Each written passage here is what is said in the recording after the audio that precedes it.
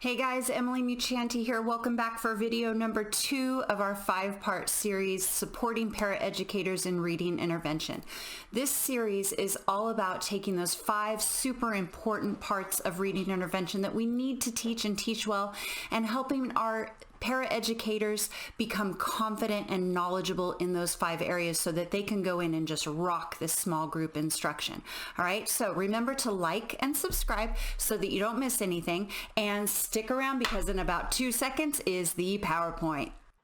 Okay, so in this series, we know that we are here to support our paraeducators, particularly our paraeducators that are working with our students in the area of reading intervention or in an RSP situation where they are actually teaching students how to read and different reading skills. So we have to start with this first premise that we do what we know until we know better.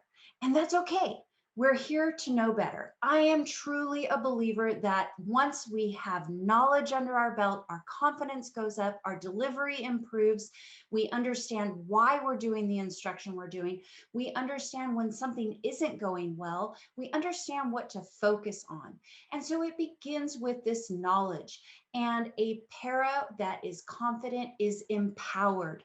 And with an empowered educator, we can change the trajectory of a child's education. That's what we have to focus on. And we also need to understand that we have to move to skills. Once we have the knowledge, we need to move into skills. It's important for teachers and paras to provide explicit, direct instruction on the assessed skill deficits that target what kids really, really need. This is the important part of reading intervention. We always let the data drive our instruction so that we can focus on what is so important. And then finally, once we have the knowledge and some instructional procedures under our belt, it's time to focus on the strategies. What kinds of strategies can we put in our toolkit so that we know we can respond to a student's need right there? We've got a toolkit, back pocket, ready to go, and we are responsive in our teaching. So going back to what we've covered, in the previous video, we covered phonemic awareness. And if you haven't watched that video, I would highly encourage you to go back and get an understanding, an introduction into phonemic awareness, which is the manipulating of sounds in words at the phoneme level. And then today, what you're going to see is more about phonics. And this is really where we bring together the letters and the sounds to spell words. It is so much of a focus for any of our interventions, particularly our early interventions. And then our next subsequent videos are going to cover fluency, academic vocabulary, and comprehension. So phonics. What are we doing here? Well, we have to make a bridge. We focused really deeply on phonemic awareness in our first video, where we're learning about how to manipulate sounds. But now we have to attach those sounds to actual graphemes or letters. And this is where it all comes together. So what is phonics? Well, phonics is applying the understanding of those sounds that we learned into the graphemes or the letters. There is a correspondence. Kids start to recognize, this sound is attached to this little squiggly looking letter, and it has some sort of a representation. Phonics brings sounds and letters together to spell words and to decode words. This is so important to the overall fluency goals and comprehension goals that we have later on. Now, phonics provide a code for students to figure out unknown words. We absolutely do not want kids to guess at words. We don't want to tell them things like, look at the picture. Absolutely not. We want kids to rely on the one and only resource scaffolding that will be there their entire lives, and that is the phonics code. Very important. So we go back to our Scarborough's reading rope. If you recall, I'm going to have this in each of the videos because this is what reading is all about. This is how we get all of those pieces to tie together, and so that we can see the progression. And if you look down below, you can see that phonics falls right underneath that word recognition. write with phonological awareness. But phonics is how we decode words. And so when we can take these print types of concepts now, wrap them in with our language comprehension, we eventually are going to get and spiral that rope really tight so that we have some excellent understanding, which is the comprehension. It's the whole reason that we want anybody to read. So what do typical readers with strong phonics skills do, or what do they look like? Well, they're going to easily move from learning letter sounds to blending to form new words, even if they're unfamiliar. You can give a student who understands a phonics code a nonsense word, and they can put the sounds together and form the word according to its phonics code.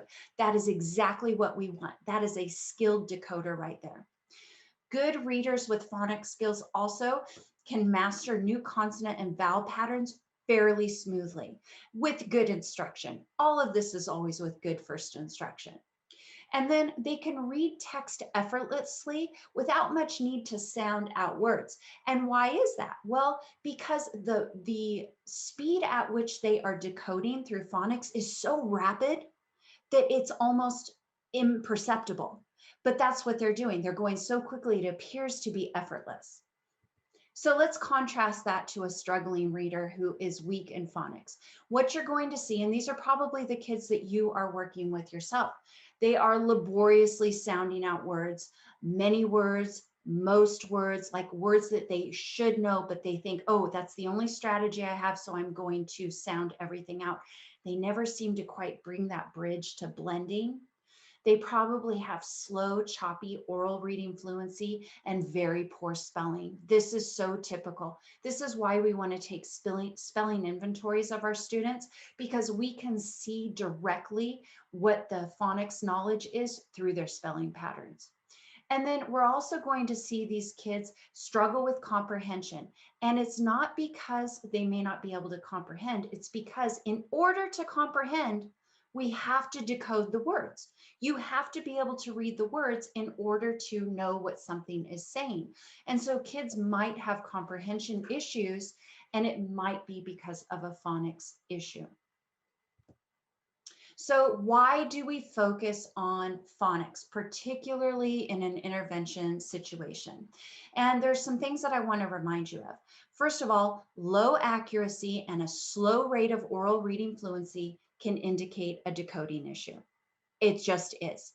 If kids are so slow, what's happening is they're taking all of their brain energy that should be going into thinking about meaning, and they're focusing on what those sounds are and trying to put those sounds together. And it makes it very choppy. And we want to speed that process up for them. If a student struggles with decoding, less brain energy is available to focus on the meaning. And so a lot of reasons in intervention that we focus on phonics and fluency is so that we can speed those processes up in the brain so that it becomes automatic, just like driving a car. You don't even think how to get to work anymore. You just get in your car and you kind of go on autopilot. That's exactly what automaticity in reading should be. Our kids should just freely read words. And when they can't, they're taking all of that brain energy and they're focusing on that word level so much there is nothing left to remember or to focus on what they've read. Now, decoding is improved through systematic phonics instruction. And this is really important. It must be systematic. So many of our curriculums provide these, I guess, throw in or fit in kind of phonics lessons that really don't follow a scope and sequence of true phonics. Phonics follows a pattern and a progression and a sequence. And we want to teach those skills in sequence because it's just like math. Those skills build on each other. So something important as you're looking at the curriculums that you're using or you want to make sure that there is something systematic there and that it covers all the bases. And please understand that no amount of leveled reading alone will fix any kind of a decoding issue. Putting kids in what we consider their leveled reading groups is not going to work. It does not work for intervention. We need to go down to the skills that focus on effortless reading, and it starts with phonemic awareness and phonics. So make sure you're checking out what you're using. And remember, here's a pro tip. Always, always, always look at your data. Have a look at your data. We should always be assessing to see if our kids are responding to the instruction that we're providing. And we'll get into that in just a little bit, but our instruction always is guided by data. So what can we do about it? Well, as Sir Francis Bacon says, with knowledge comes power, and it comes back to why am I doing this video to begin with? I'm all about empowering you as a para or you as a teacher with paras on your team to try to build knowledge. Remember, with knowledge comes empowerment and confidence, and those two things can make such a huge difference in your programs. So let's take a look at the resources that you currently have in your curriculum. And this is important for every single aspect of reading intervention that we're going to cover. What curriculum do you have? Sometimes, sadly, you may not have anything. And that's okay, because you will know what to go and look for. But we need to take stock of what you have. Now, what you have, do you know how to use it? Because the reality is you may have been given some program and said, here you go, this is what we do. Here's our kit, and it's going to fix everybody. I'm a big X on kits and full programs, just so you know. But we do need to look at, do we know how to use what we have? And then, super important, are you progress monitoring to see if what you're doing is working? Okay, so we need to have good, strong curriculum. We need to know how to use it well, and we need to progress monitor so that we can see if what we're doing is working. If it's not moving the needle on these kids, then we have to make some changes. This, don't forget, is a conversation for your whole team. This is not meant to be a decision made in isolation. You must include your whole intervention team, your whole SPED team, if that is what you're working with, but we have to look at our resources very closely. So what do you use? Oh, so the scope and sequence, sorry about that, just saw that that didn't come over very well. My first and foremost and most important thing, it's a little covered by my little faux pas on my slide deck, but Orton Gillingham. If you can get Orton Gillingham training under your belt, my goodness, do it, get it. It is the best training ever in phonics, ever, across the board. Okay, so Orton Gillingham. Now, Orton Gillingham is not a program. It is a methodology.